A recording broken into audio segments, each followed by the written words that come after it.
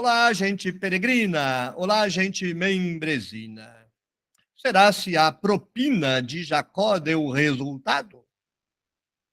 Gênesis 32, versos 23 a 27. Vamos lá. Aí está. Você enxerga na sua tela o texto hebraico. É o texto da Bíblia hebraica Stuttgartensia, que é o texto hebraico padrão produzido pela Sociedade Bíblica da Inglaterra. Da Inglaterra não, da Alemanha. Perdão, da Alemanha. Eu vou fazer a tradução com base na minha própria tradução, previamente feita e, nesse momento, disponível para leitura gratuita na internet, www.nossabiblialivre.com. Traduzo. E ele se levanta naquela noite. Ele toma as duas mulheres dele e as duas servas dele e 10 maridos dele. E ele passa a passagem do Jaboque. E ele os toma. E ele os faz passar o vale. E ele faz passar o que estava para ele. E está permanecido Yaakov para a separação dele. E agarra-se um homem com ele até subir a alvorada. E ele vê que ele não pode com ele. E ele toca na palma da coxa dele. E ele aparta a palma da coxa de Yaakov no agarrar-se dele com ele. Muito bem.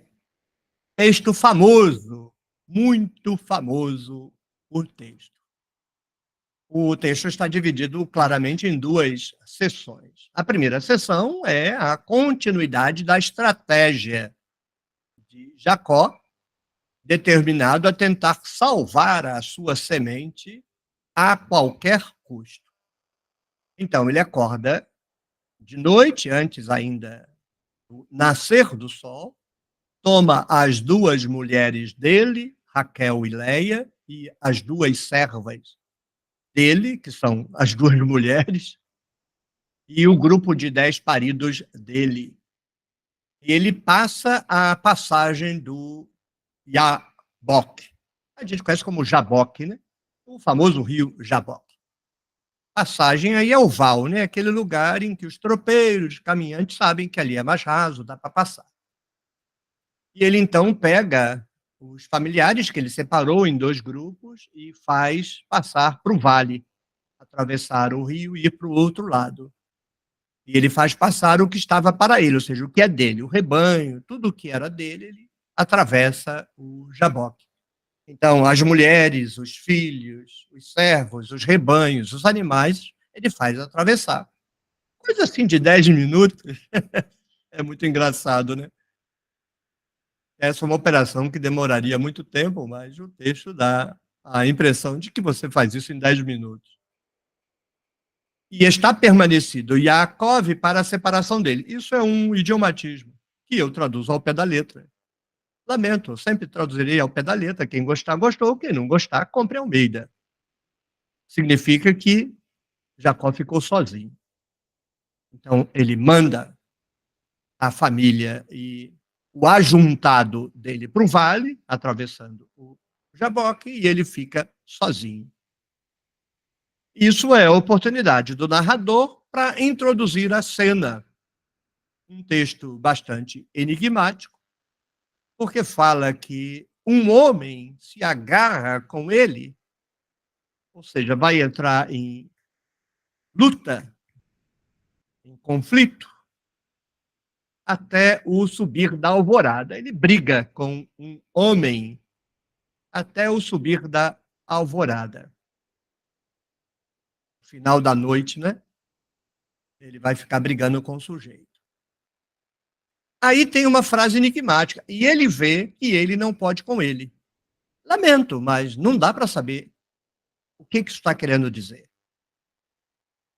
Vou deixar sobre a mesa, continuo a ler e volto, tá? E ele vê, ele quem?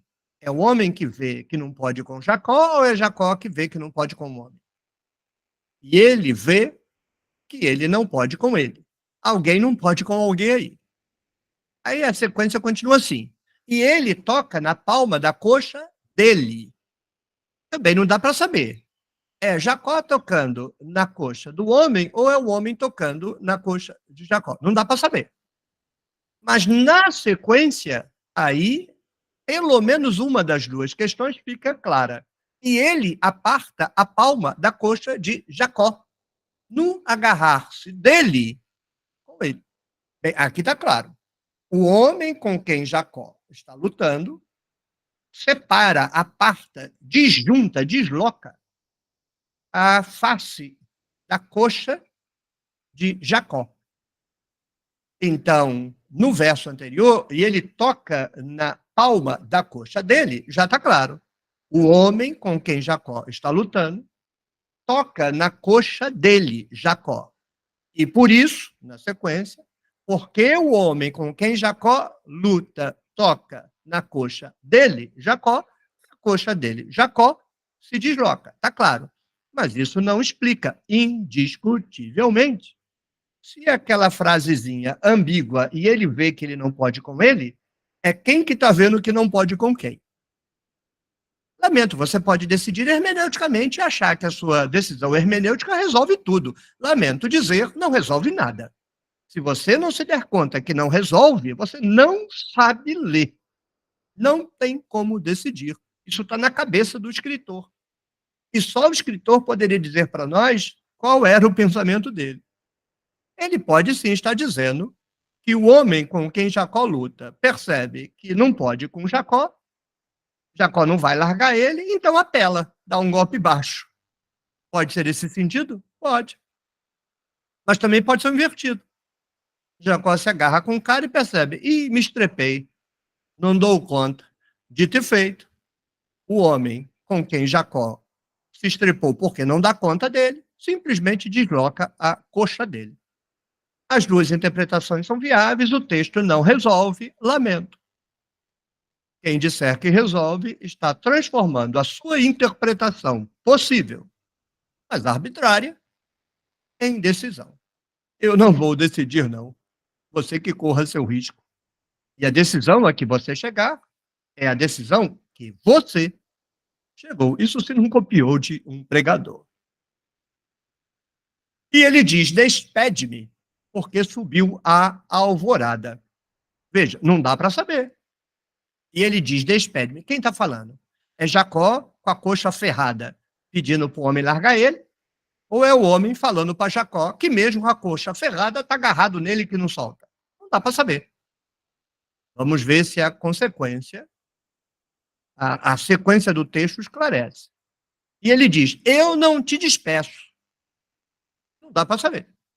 Pode ser Jacó dizendo para o homem, não te despeço não, pode ser o homem dizendo para Jacó, não te despeço não. Vamos ver na sequência. Pois sim, abençoas a mim.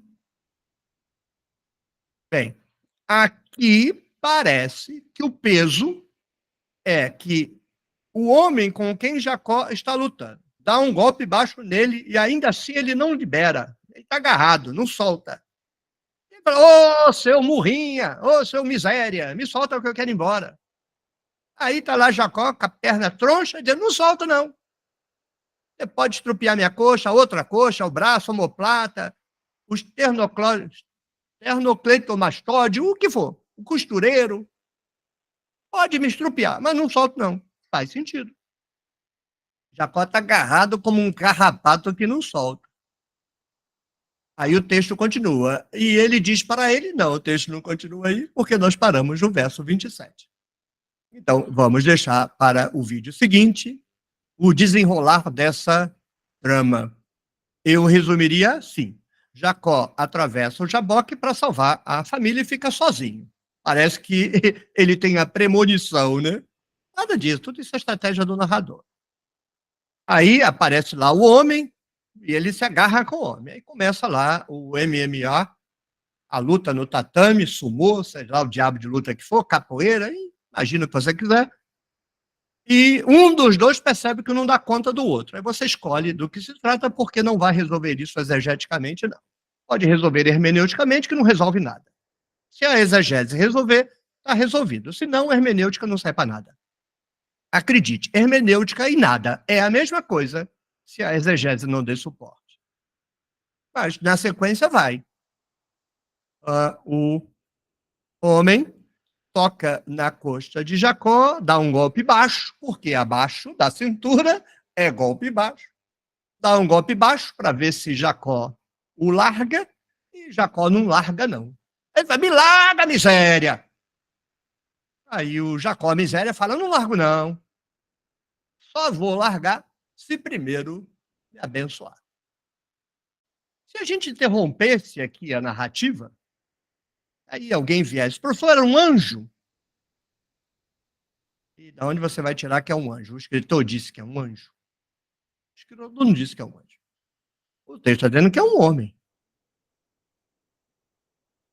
Essa narrativa vai dar panos para mangas. Vamos ver se na sequência, eu ia falar consequência de novo, se na sequência o perfil desse homem vai ser melhor desenhado. Aqui só sabemos isso. Se só houvesse esse fragmento, você poderia especular o que você quisesse. A igreja vive disso, de especular e transformar em dogma. Mas, exegeticamente, não poderíamos avançar para além disso. Jacó luta com um homem em quem ele acredita haver poder de bênção, poderia ser um sacerdote. E esse homem que tem poder de abençoar Jacó, quer que o miséria, porcaria de Jacó largue ele, e Jacó não larga, não. Jacó está agarrado no homem, como estava agarrado no tornozelo de Esaú. Esse homem já sabe quem é o pilantra. Ele me agarrou como agarrou Jacó, como agarrou Esaú. Roubou de Esaú. Se eu não tiver cuidado com esse pilantra, vai me roubar também. Aqui por minha causa, por minha conta, meia culpa, meia máxima culpa. Mas se esse homem conhece a história, esse pilantra, quando segurou o calcanhar do irmão, depois o roubou. Está ele agarrado a mim, acho bom me livrar desse traste antes que a minha carteira suma. Se você gostou, clique no joinha, deixe o seu comentário, compartilhe o vídeo com sua rede de contatos, torne-se membro do Clube de Membros da Tenda do Necromante e apoie o meu projeto de tradução da Bíblia. Anote aí nos comentários, no momento em que você assiste a esse vídeo, quantos apoiadores estão sustentando o projeto da tradução da Bíblia. No momento em que eu gravo, 326. E no momento em que você assiste, tem mais, tem menos? Diga aí. Boa sorte para mim. Tchau, tchau. Até o próximo vídeo, até a próxima rodada de café.